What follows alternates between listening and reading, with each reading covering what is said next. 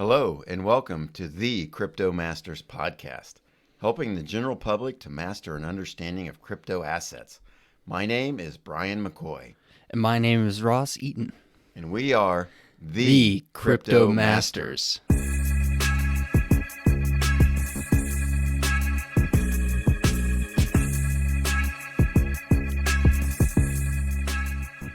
Let's get started on today's episode. Today's topic is EOS. EOS. EOShi. No, I don't know. All right, as a reminder, our goal is to provide information about crypto assets to help the public make investment decisions in the crypto space. We don't try to predict short-term price movements, so this show is not for short-term traders. We provide information about different crypto assets to allow the listeners to make their own investment decision. This is not financial advice. On a previous episode of the podcast, we discussed the crypto platform Ethereum. Today, we'll discuss a different platform called EOS. As we said in the podcast about Ethereum, Ethereum is the leader and sort of the standard for the smart contract platforms. So in this podcast, it's going to be dedicated, to comparing and contrasting EOS and Ethereum. We've just got to do it. And to give the listeners some information, to help them decide, hey, do you want to invest in this or not? Yeah. And I think just like comparing the other cryptocurrencies to Bitcoin, when you're looking at the crypto platforms, you're really comparing them to Ethereum, right? It's the leader.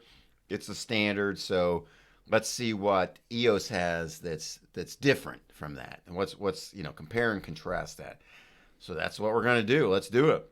Let's jump in. Yeah. So EOS is a smart contract platform and decentralized operating system intended for the deployment of decentralized applications, which we call DApps or DApps. We've had this discussion before. Hey Brian, dap me up. Either DApps or DApps, I believe both are acceptable. So let's start with a little history or background on EOS. Give it to me, Brian. EOS issued its first block in January of 2018, and that came about a year after it started its ICO, its initial coin offering. Get this, Ross. Strap in. It raised $4 billion in its ICO. I want to appreciate you dropping me with that kind of knowledge. I didn't have my seatbelt fully buckled, but $4 billion is insane for ICO. It's insane. Mind-boggling. So, some people have said that outrageous ICO amount raised put a lot of pressure on EOS, and so perhaps it's held to a high standard because of that. So EOS does have its own blockchain. Its consensus mechanism is delegated proof of stake, which is a bit different, and we'll discuss that a lot later. Yeah, that's a big keyword there. Yeah. Delegated proof of stake. Yeah, the DPoS is a big aspect of the EOS system. So as we talked about before, one thing you look at when you're deciding whether to invest in a crypto asset is the core team behind the asset. And in this case, behind EOS is a company called Block.one. Block.one. It's based in the Cayman Islands, but I'd like to apply. the main, the well-known person behind EOS is Dan Larimer. He is actually the CTO, the Chief Technology Officer. He's the creator of delegated proof of stake, which is a kind of a pretty big deal. You got to give the guy kudos for developing a whole new consensus. So he's the guy behind delegated proof of stake, which is what EOS uses, and we'll talk about later. He's also the man behind BitShares and Steem and the Steem app. Actually, the CEO of the company is a man named Brendan Blummer.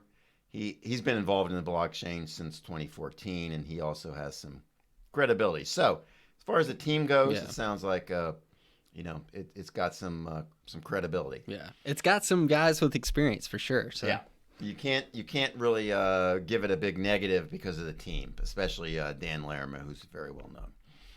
So the programming language, Ross, I'm going to turn this over to you. It uses C++ for the programming language for the D apps. And can you tell the listeners about this language and maybe how it compares with Solidity language used by Ethereum?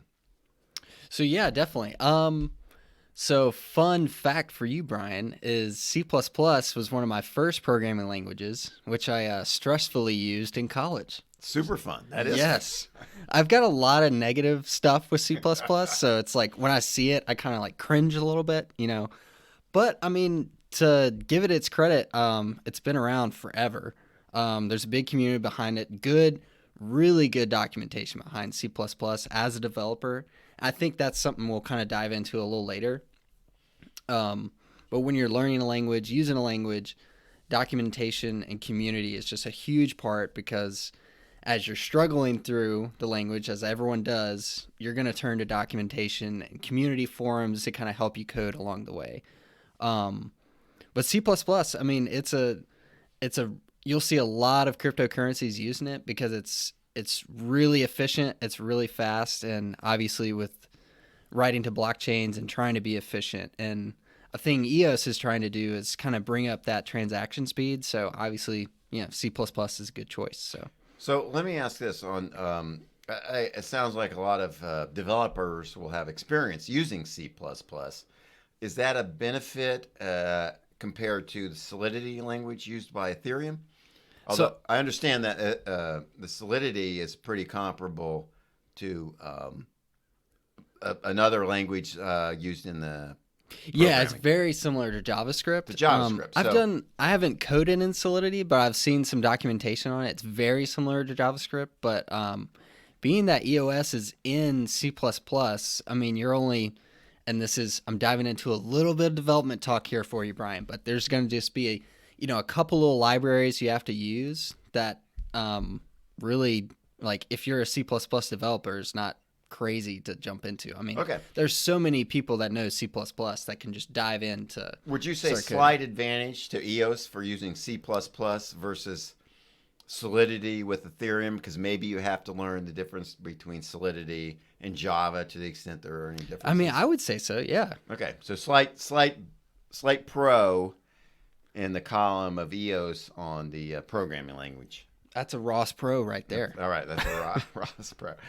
Okay, so the supply. We talk about the supply whenever we talk about crypto assets. One of the things we emphasized in the discussion on Bitcoin is that it is a limited supply. We're somewhat close to that limit. I mean, as a percentage standpoint, we're more than 85% of the amount of Bitcoin that will ever be issued, and we discussed that in our previous episode about Bitcoin, as how that's going to affect supply and demand. And we talked about Ethereum does not have a supply limit. And so on EOS, it also does not have a supply limit. Instead, it has a fixed 5% annual inflation. And part of that is used to pay the rewards to the block producers, similar to the miners who win the puzzle on a proof of work. In this case, the annual inflation part of that goes to and essentially the winner or the chosen person to win the block reward. And so, I think that little inflation mechanism there, I don't know, maybe in a way makes it a little better than Ethereum. With that unlimited supply, that's a thing I think you and me, Brian, agree on, is that unlimited supply is just, when I hear that, it's just, I don't know. It doesn't make me feel good. It takes away the supply demand. It takes away part of the supply side of that question, because on Bitcoin, the supply is going to end, and therefore, if demand continues or increases, then demand is going to increase versus supply. Whereas on Ethereum and EOS, there is no limit, but there is the fixed 5%. So it can't go up. They can't just, like a central bank, they can't just print as much money as they want. Yeah. But they can't, it is a fixed 5%, so there is no cap. So it's just a different thing to take into consideration. That's one of the benefits, one of the pluses we put in the Bitcoin column. So let's talk about And you and I have discussed this, and we've sort of decided there are basically 3 points. We always had a podcast on a side. That's right. But we had about unfilmed podcast. right. But we discussed it for purposes of this podcast, and we decided there are really 3 points of differentiation from Ethereum. Because really, you're going to decide: am I going to buy? If I'm going to invest in a platform, should it be Ethereum, which is the leader, or should it be something else? And if in deciding that, you're like, well, why would I do something other than Ethereum? And there are really 3 points we decided differentiation between Ethereum and EOS. One, and this is emphasized by EOS, and that is the transaction fees. In Ethereum, the developers pay gas for the dApps and gas for using the resources of the network. And gas essentially is you're paying ETH. I mean, you're paying the Ethereum currency in order to make use of those assets. In EOS, the users, they stake EOS, which means they have to buy it and then stake it, meaning put it in sort of an escrow account or some separate account where you no longer have control of it, but you still have ownership of it. So let's talk about that, Ross. I mean, gas is you're making a payment, and to me, it seems like on the EOS where you have to stake it. And as I understand it, on EOS, they track both the use of CPU, the network use, and the RAM usage. And based on how much you use, that's how much you have to stake, or how much your dApp uses and how much your users of the dApps use. That's how much you have to stake. But if you want to get out after a cooldown period, you get all your stake back, except for some of the RAM, at least. That might be non-refundable in a sense. But otherwise, you're essentially renting the bandwidth as opposed to, in a sense, buying it from Ethereum. What are your thoughts on that? Yeah, it's and I kind of made this, I'll say, crude comparison earlier. Is like, now with EOS, you've got to kind of stake or put in your money almost into this like black box of like, the blockchain itself. So, and let me make this crude comparison. So if you're the Fortnite developers, and you want servers to run your game on and have users come in, I mean, you've got to buy CPU, network, RAM, which equates to servers. So right, but on EOS, you're not really buying it. Supposedly, you're renting it, because if you were to shut down your Fortnite app, which you wouldn't do if it's that successful, but if it becomes unsuccessful and you want to shut it down, in theory on EOS, well, I guess not in theory, but on EOS, after the cooldown period of 72 hours, you can get your stake back. And so essentially, it's kind of just like you're renting it. You have to buy the EOS and you have to release it to the stake, but you eventually get it back if you want it back. Yeah, it's just weird. Like it's a weird concept, to kind of like grasp at first, because I mean, if you go back to the Fortnite analogy, I mean, you would never do this, but you could shut down all the Fortnite servers, sell all your servers, and get your money back. It would be very weird, but it's kind of, I guess that's in my mind how I'm kind of rationalizing it, if that makes sense. Yeah. Well, it is a difference. I mean, in Ethereum, it's kind of straight up. You're paying gas. You're paying a transaction fee. In EOS, they say, hey, no transaction fees. You got to stake it, but you can get that back. So, I mean, it is differentiation. Yeah. And it really, like, if you're going to get involved in this, it makes sense to, like, hey, if you really want to spin up a dApp, put in a stake of what you want to, how much RAM your, network you want to pay for it. Yeah. All you have to do is buy, the amount of EOS that will justify your use of their resources, and then if it doesn't work out, you get it back. So I think that's attractive in some sense to developers, I would think. All right, so that's number one, transaction fees. Numero uno. That's a difference between Ethereum and EOS.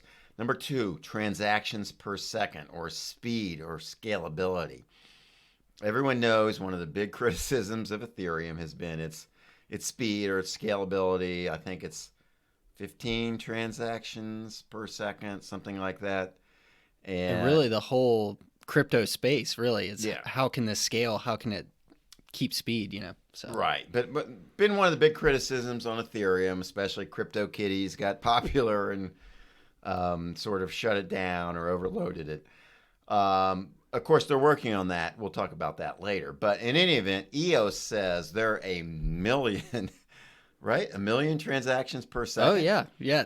That's That's their what claim. they say. We don't think they've achieved it. But in any event, it almost certainly is much, much faster transactions per second than Ethereum. Oh yeah, yeah. I mean, and that's always my evaluation or my gripe with any cryptocurrency is like, it's great.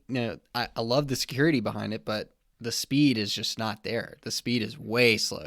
Right. To write a block is. I mean, we're in a sense. I mean, you go back to comparing sort of Bitcoin to Visa and Mastercard.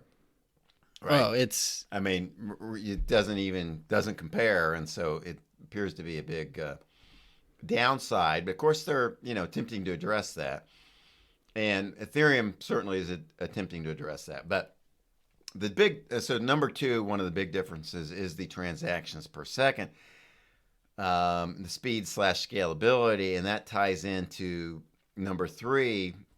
One of the big differences is the consensus mechanism.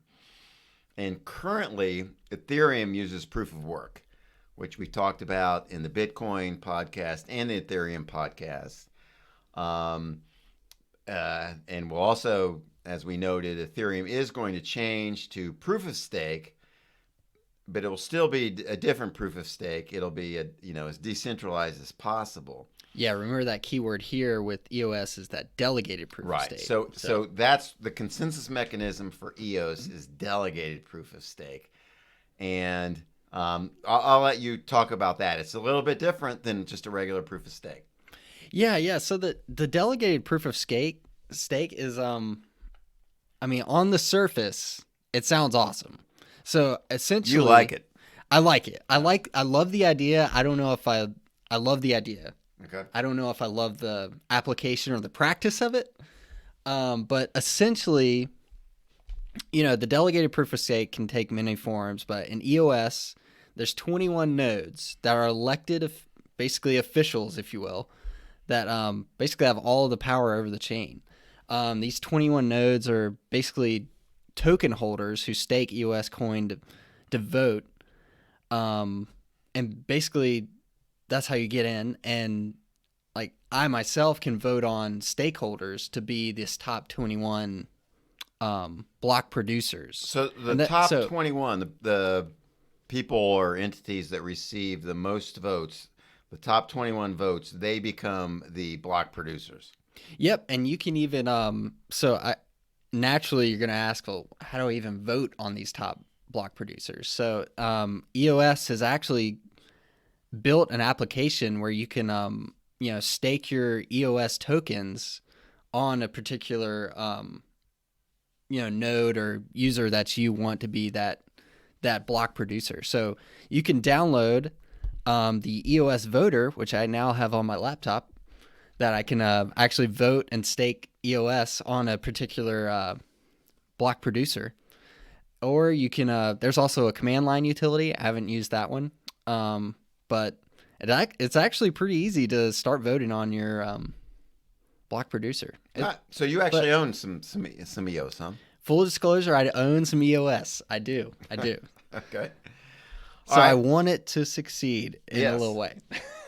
Well, and I got to say, sort of in response to that, I understand. I get the the 21 nodes versus the however many tens of thousands of nodes there are for Bitcoin and for Ethereum right now. And so that's sort of what allows it to increase the transactions per second, right? You get approval from some percentage of 21 nodes as opposed to some percentage of tens of thousands of nodes. Oh yeah, and that's a huge point you bring up is like that directly ties back to the transaction fee or a transaction speed. I mean, Bitcoin, you've got all these users, all these nodes. I mean, battling to get that to write that next block to validate that hash.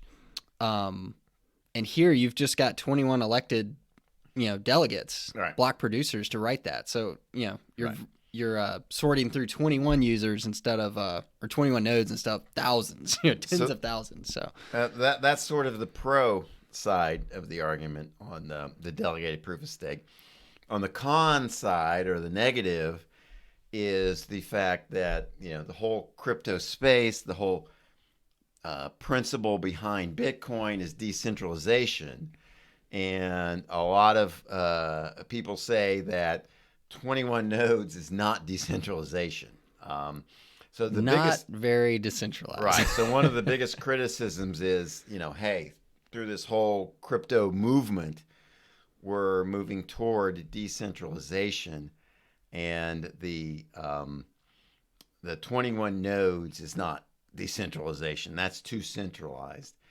And recently there has been a lot of discussion that the majority of the 21 nodes are based in China, and even those that sort of indicate that they're not based in China really are. And so that seems to be sort of more of a centralization. You got a little bit of concern about the centralized government of China, maybe perhaps stepping in as they did on regulating other aspects of crypto. There's also been some ability to buy votes and form cartels. And so the big concern with the decentralized proof of stake is that it's not decentralized. So that's sort of the con argument on that. Yeah, so if I may issue a counter argument here, Brian, I mean, if you look at the decentralization of other coins, you could see, a lot of these nodes will group together and you form these node managers, or you just have, this guy in Switzerland with tons of servers just churning away, and you almost build these like mega nodes, that this guy that's got millions of dollars to stake and tons of servers to mine the blockchain. You're talking about proof of work. Yes, Proof of work yes. coins. So Yeah. I'd say it's almost comparable. I'd say when you say the 21 delegates aren't centralized, I think just as a mitigating argument of that is just if you look at those other proofs of work, they do kind of get uncentralized just as people make more money than others and have more powerful server farms or whatever to mine the blockchain. I hear. The counter argument is that even in the proof of work, you get the mining pools, and then that leads to some extent of centralization as well. Yeah. Gotcha. All right. So, I will say, we've looked on like DApp Radar, and I know you've looked into this as a DApp developer, that it does appear that EOS is getting a lot of use by DApp developers. I went on DApp Radar, and it just looked to me, I scrolled through and it showed sort of the platforms being used by the various DApps, and it looked to me like almost a somewhat even split between Ethereum, EOS, and Tron. Is that sort of what you've seen as well?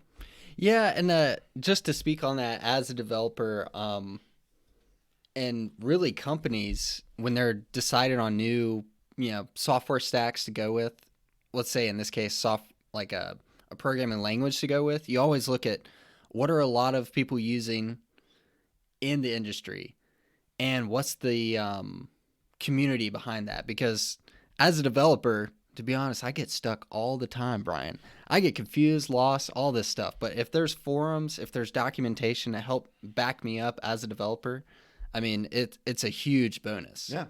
Huge bonus. Understood. I'm sure it would be. So I would even have to acknowledge that on the DApp usage column, I would say, that's a pro for EOS. It seems to be it's being used by the DApp developers. So that's clearly a good thing.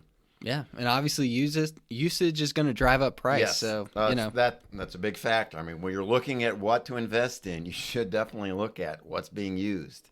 And I would say, I mean, Ethereum again is probably still the leader, but I have to give EOS credit as being certainly one of them that's being used along with Tron.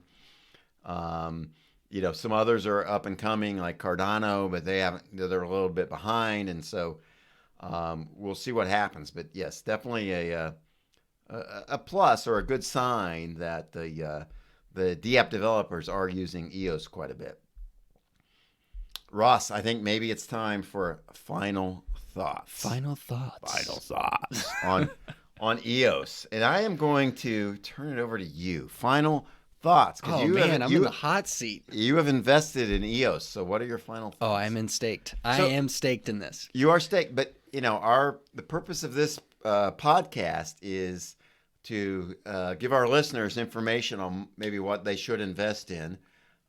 They should make their own decision, but what are your thoughts on EOS? Yeah, it doesn't have my gold seal of approval. I love the idea of delegated proof of stake, the being able to vote on who you want writing your blocks, and be it at any point you could those delegates could be knocked out based on votes, based on stake in that delegate. It doesn't have the gold seal approval yet, but I'm sitting on EOS, just waiting to see what happens because I love the ideas they're coming up with. Is it fair to say you've invested in it, but you're sort of a moderate investor in it? I'm a very moderate investor. All I'm not staking my next paycheck on EOS, but I love kind of front runners in ideas. The delegated proof of stake. Yes. I think it's a really cool idea. All right, so over to me. Final thoughts. I will say this. Brian, final thoughts. I also give a lot of kudos to the EOS team. A mind-boggling amount of money they raised in their ICO. I give Dan Larimer credit, big time credit, for the delegated proof of stake theory. I mean, it's that's what we need here is more ideas and more theories on making this crypto something that's better than the status quo. So a lot of credit on that. But I was waiting for the but. The but is,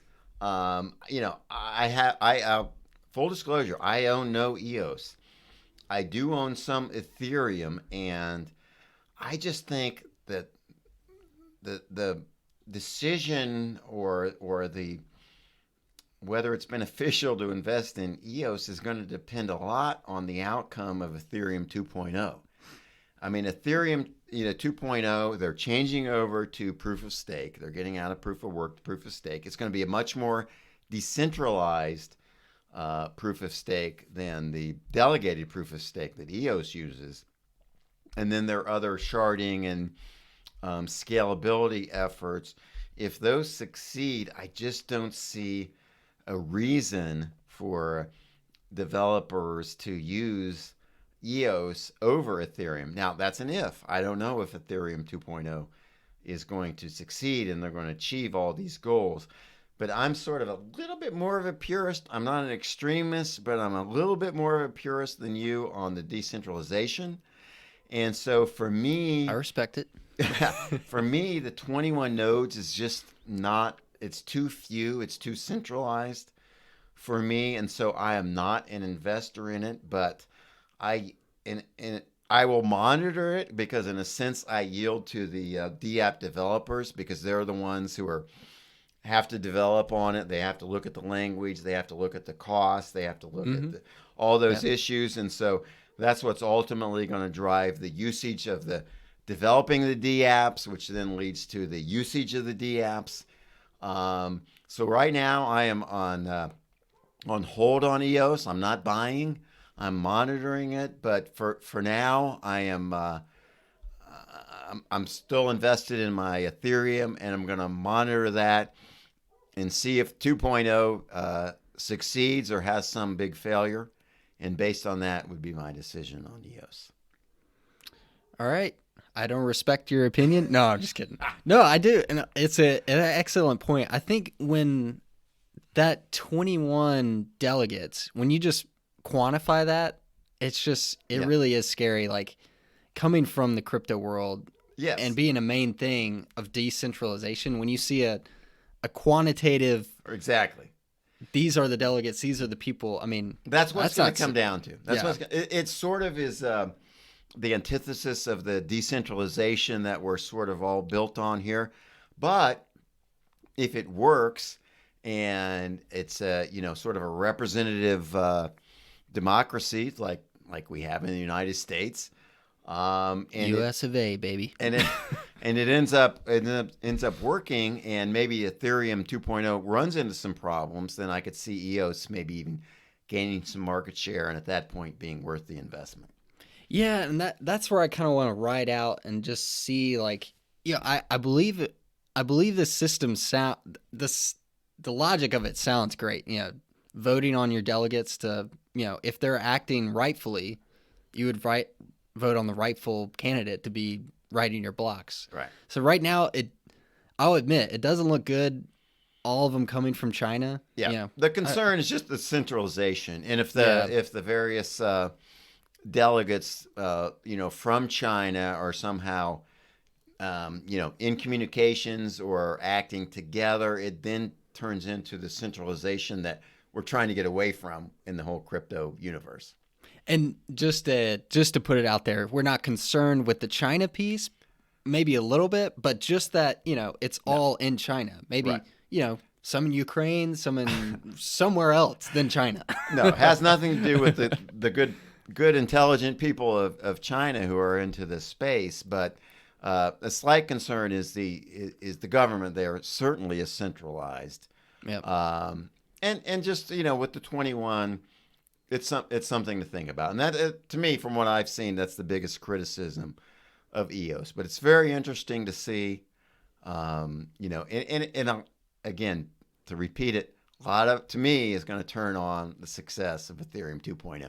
If Ethereum 2.0 addresses sort of these weaknesses of the current Ethereum that EOS is trying to overcome with scalability and the proof of stake, then if Ethereum's successful with that, then to me, it makes EOS less attractive. Oh, yeah. And then, yeah, for sure. It's going to make Ethereum, for me, more attractive. So, yeah. Right. So it's again, as usual in crypto, it's wait and see. Let's see. We hope we've given you some information to think about. And this episode of the podcast of The Crypto Masters is at an end. Ross? Yes. This segues in. Maybe we need to come up with an outro, but we'll leave you with this beautiful bass beat. That's right. The Crypto Masters. Listen to our next episode.